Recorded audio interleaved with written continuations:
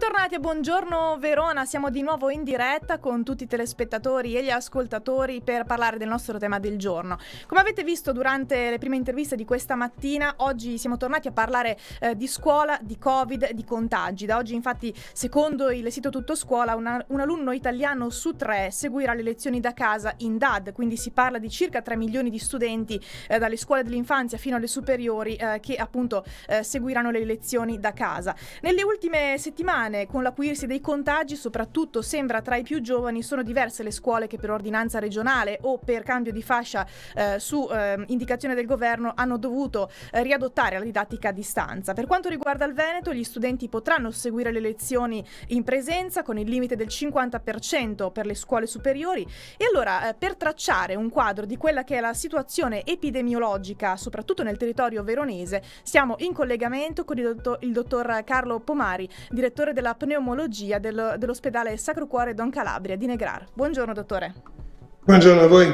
Buongiorno a voi. Allora, dunque, iniziamo dal quadro generale, del Covid. Ci sono queste nuove varianti inglese, africana, si può parlare di quella cosiddetta terza ondata di cui si sta discutendo da settimane?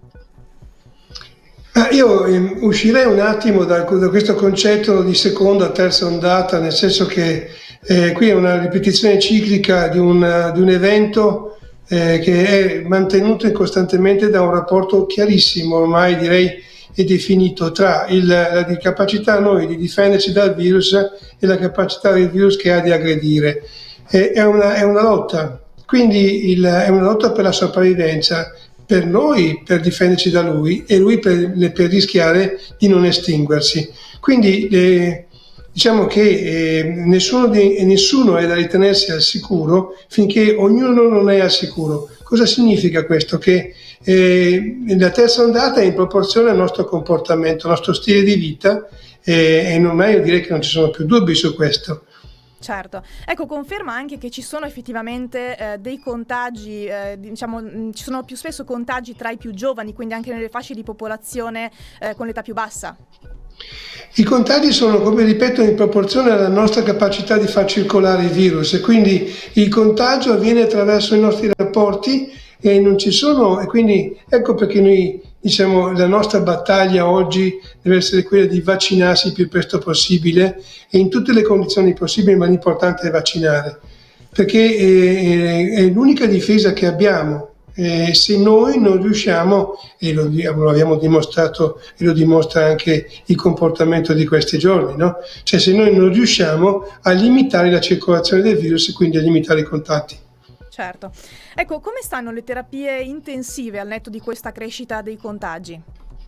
Beh, guardi, qui da noi per il momento stiamo ancora vivendo, diciamo, il beneficio dell'ultima restrizione che è stata fatta. Io parlavo con un collega lombardo proprio ieri pomeriggio, che parlavo della sua situazione e mi diceva: guarda che qui se continua così torniamo come a marzo, cioè i nostri ospedali si stanno riempiendo, diventeremo parlo di un reparto di pneumologia, diventeremo un reparto Covid rischiamo di diventarlo nella prossima settimana. Questo nei nostri vicini, quindi non credo che se noi continuiamo anche noi a non avere un rapporto corretto, purtroppo non riusciremo a evitare l'ennesima, perché a questo punto non è la terza o la seconda ondata, l'ennesima ondata. Certo.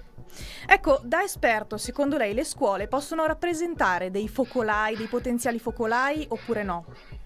Guardi, questo l'ho sempre detto, io sono convinto di no, nel senso che, come diceva giustamente anche il nostro governatore, cioè il problema appunto non sono, cioè, all'interno delle scuole i presidi scolastici sono assolutamente ben controllati e sono tutto l'ambiente esterno che non è controllato.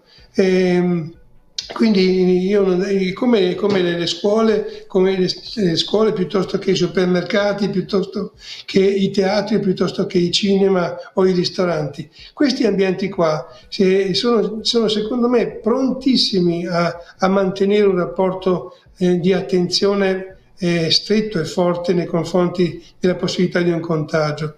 È al di fuori il problema. Ecco, quindi crede che il sistema delle reti sentinella, delle scuole sentinella e delle autosomministrazioni dei test a scuola sia utile alla fine?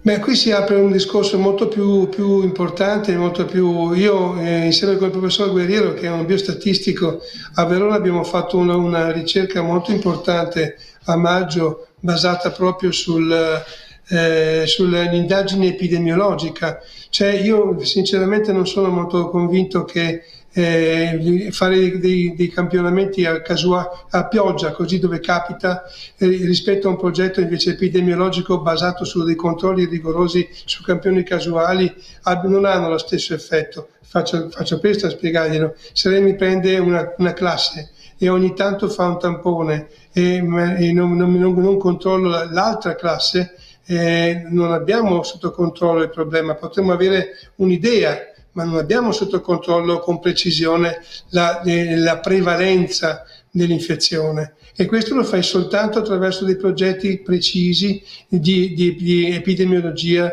basata sul campione casuale. Certo.